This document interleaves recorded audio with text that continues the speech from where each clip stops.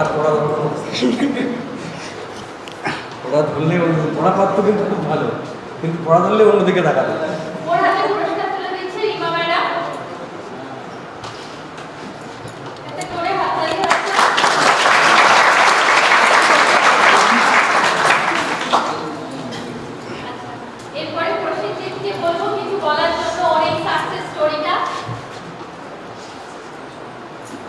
আমার নাম প্রসেনজিৎ মজুমদার।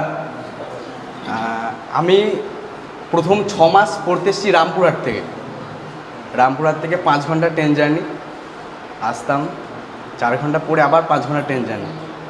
সেই সকাল ভোর 5:10 ট্রেনে আসতাম। তারপরে আমি বাড়ি কাটোয়া থেকে পড়তে আসতাম। আমাদের পড়ার লাইনটা অ্যাকচুয়ালি খুব কঠিন না, ধৈর্য সহকারে থাকতে হবে, এটাই, আর কিছু না। কনসিস্টেন্সি থাকতে হবে, একদম আমার লাগবে তো এটাই লাগবে, আর কিছু না। একদিন হবেই।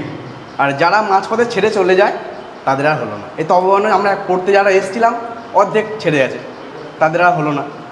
এটা হচ্ছে মেন ব্যাপার। আর আজ পর্যন্ত যাদের আমরা হেল্প পেয়েছি তাদের সবাইকে থ্যাংক ইউ। যত স্যারদের থেকে আমরা শিখেছি। আমি এটা অনেক দিন থেকেই পড়ছি। আমি MA করেছি, BA করেছি, তখন থেকে আমি একটু করে পড়তাম, অল্প অল্প ম্যাথ রিজনিং করতাম, ঠিক আছে। তার জন্য আমার এটা ফার্স্ট অ্যাটেম্প্ট আমার রেলে। হ্যাঁ, আমার বয়স হচ্ছে 23 বছর। আমি ফার্স্ট অ্যাটেম্প্ট এটা আমার রেলে। হ্যাঁ, আর তপবনের যেটা আমার সবথেকে ভালো লাগে সেটা হচ্ছে এখানকার পরিবেশ। এখানকার পরিবেশের জন্য আমি সপ্তাহে 2 দিন অক্সিজেন নিতে আসতাম তপবন, আর 5 দিন যাতে বাড়িতে পড়তে পারি, আর কিছুই না। তপবনের মেন যেটা হচ্ছে এখানে এসে স্যারদের থেকে ম্যাম থেকে আমরা শিখি, কিন্তু আমাদের পাশের যে বন্ধু তাদের থেকে আমরা বেশি শিখি। অনেক জায়গা থেকে অনেক ছেলেপেলে আসে, সেহেতু আমাদের এখানে শেখার জায়গাটা আরও বেশি হয়ে যায়। এবং তপবনে আসি আমি এর জন্যই আসতাম, স্যাররা তো পড়ার তো উপকার এসছেই, কিন্তু তার থেকেও মেন আমি যেটা উপলব্ধি করেছি সেটা হচ্ছে পরিবেশটা। যেখানে আমাদের কোচিং সেন্টারে হয়তো WBB এইসব নিয়ে করায়, কিন্তু এখানে যেহেতু রেলকে ফোকাস করে সেহেতু একটা আমি মেন মনে করি এটা হচ্ছে অক্সিজেনের কারখানা। এখানে অক্সিজেন নিতে আসতাম, 5 দিনে আমার বাড়িতে পড়তে পারি। ওইখানেই বসতাম, ওই জানলার নিচেই বসতাম। আর স্যারের উপর আমার একটা অভিযোগ আছে, একদিন আমাকে অকারণে দাঁড় করিয়েছিল। এটা হচ্ছে আমার অভিযোগ।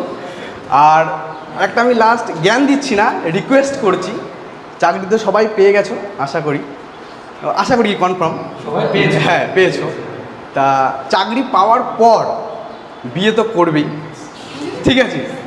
মা বাবাকে কেউ ভুলে যাবে না, এটা আমার রিকোয়েস্ট, ঠিক আছে।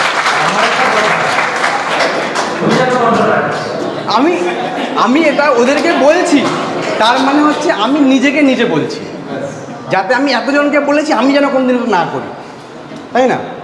আর এই পড়ায় অনেক ত্যাগ কিছু করতে হয়, যেমন বিয়েবাড়ি ছাড়া।